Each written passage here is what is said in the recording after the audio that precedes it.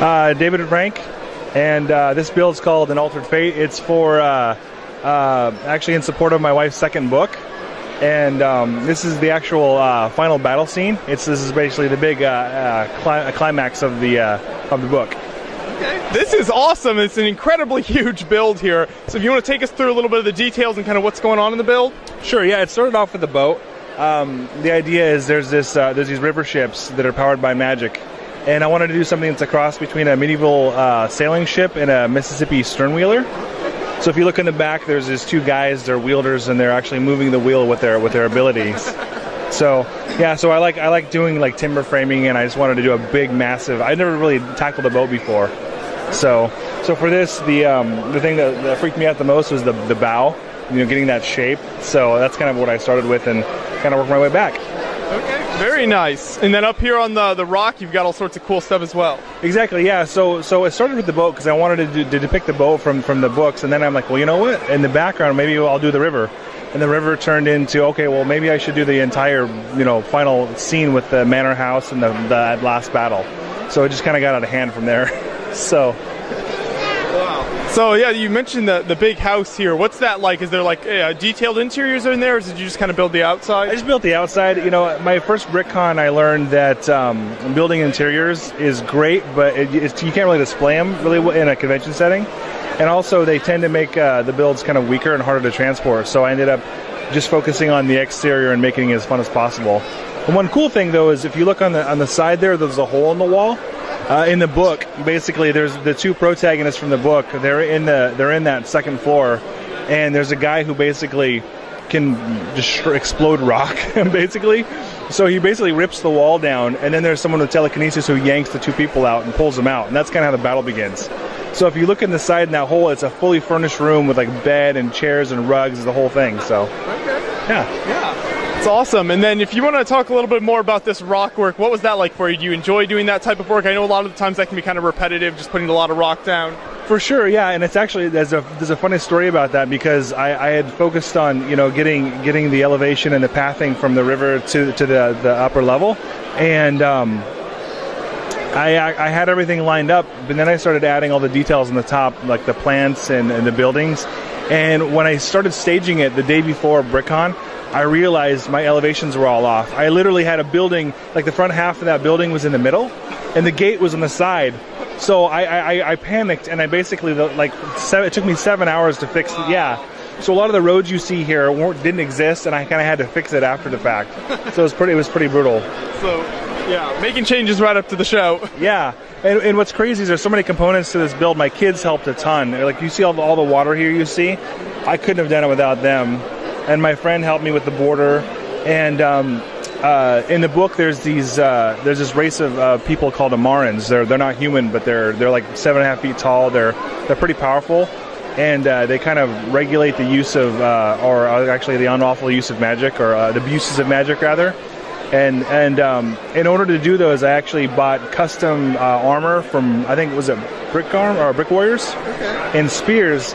And my buddy, he airbrushed the armor. And then the spears are also airbrushed. We actually took a clay on the spear tips so that we can kind of get that overmolded effect. Yeah. Wow, so that's awesome. Yeah, and I love how those turned out. It's really neat there. The great looking soldiers. Yeah, and they're supposed to be tall, so I actually added a 1x1 plate to make them a little bit taller. Yeah. And what's also really cool is Dave from Cape Madness. He got all those custom capes. Like, you see those black, like, phantom-looking creatures. That character in the red, she's like this. She was an illusionist, and she was experimented on, and so now her illusions have substance. So all those black creatures you're seeing there are her manifestations of that. And then those really cool melty capes, Dave did those. So yeah, good stuff. Yeah, really great. So what's this build break down then, like to move it? I primarily, it breaks down into 48 by 48 sections, or 15-inch by 15-inch sections, with the exception of the manor house in the back there. The middle section is actually one piece, and I took great pains to make that as strong as possible. Okay. Yeah, the actual manor house itself, I found an old English manor that was kind of the rough same shape, and but it was a little too plain. So I took another building that was a little more ornate, but it was a little too gaudy for my taste, and I kind of merged the two architectures together. And yeah, so I just tried to make it as strong as possible. If you look in the back, you'll see it's a combination of girders and arches. So yeah. Gotcha, yeah, and I think it turned out great. And something else you mentioned it was kind of based on your wife's book, and then also that your kids helped with the build, which I think is really cool when you can get your family involved with that. Is that something you try to do with a lot of your builds? Oh yeah, because I mean, for me, as I used to game a lot, and you know, obviously the kids can't get involved with that, but this is something I can share with them, and they'll bring me stuff that they worked on, and it'll make my head explode with new ideas and how to do things. So, and then literally, there's no way I could do all of this work without help. And it just gives us a chance to to do stuff together. And what's really fun is literally, like I mentioned, I was scrambling the day before just to try and get caught up because I had messed up the elevations. My son did all of the plant work you see in the front, because that's what I had designated Wednesday to do, and I basically ran out of time. So as I was fixing everything, he was doing what I was going to be doing. So yeah, he's pretty talented. Yeah, so it worked out nicely. Yeah, he actually made some of the trees too. Okay. Yeah, and I just noticed those trees actually. That's awesome with the way you've got all those leaves kind of stuck. Yeah, that's a really cool design. Was that based off a particular thing or just kind of messing around with it? Well, you remember Mark Erickson, Mark of Fulworth? Right. That basic idea, I got that from him, and for me, it's all about strength, with these conventions.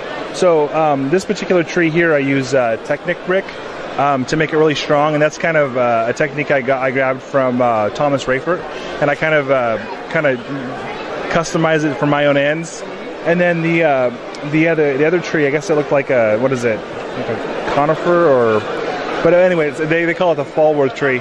I actually used a long pipe, like the really long pipe from the Ewok sets, to secure it, and I kind of just make it a little bit bigger. That's kind of what I do. So, but they're really strong. Yeah, and I think those turned out great. So if someone would be interested in picking up the book that this awesome build is based off of, where would they find that? Oh, it's on Amazon. Okay. Yeah, my wife's name is Claire Frank, and the series is called Echoes of Imara. Book 1 is To Whatever End, and this is based on book 2, which is called An Altered Fate.